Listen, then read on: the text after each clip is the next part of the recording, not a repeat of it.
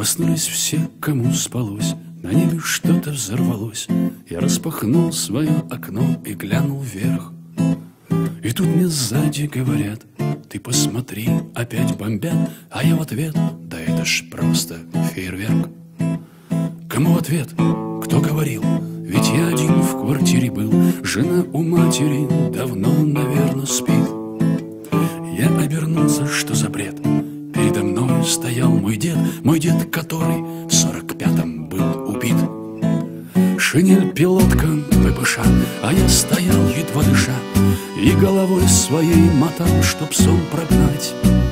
Но дед не думал уходить, он попросил воды испить, потом сказал: присядем, внук, чего стоять.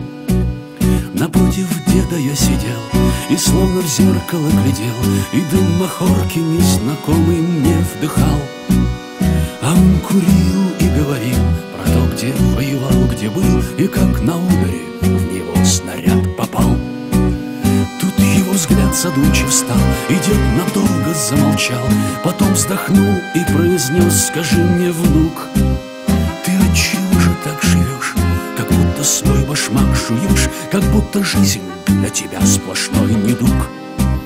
Я растерялся, но потом ему все вывалил грудом, что современный человек такая дрянь, что я и шачу на козла, что в людях совесть умерла, и что отмыться им не хватит в мире бань. Я что-то там еще кричал, но тут кулак на стол упал, горящим страшным взглядом дед меня сверлил.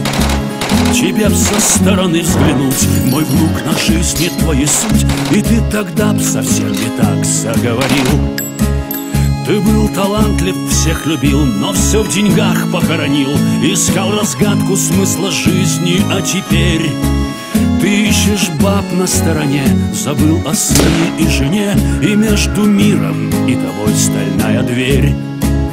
Неужто ради ваших склок, за хлеб и зрелище мешок, мы погибали под огнем фашистских крыс? Эх, нету Гитлера на вас, тогда б вы поняли за час всю ценность жизни, ее прелесть, ее смысл. Уже рассвет входил в мой дом, и пели птицы за окном. Солдат исчез, и я вдруг начал понимать: в любом из нас сидит война, не знаю, чья в этом вина, и нам нельзя на ней, ребята, погибать. В любом из нас сидит война, не знаю, чья в этом вина, и нам нельзя на ней, ребята, погибать.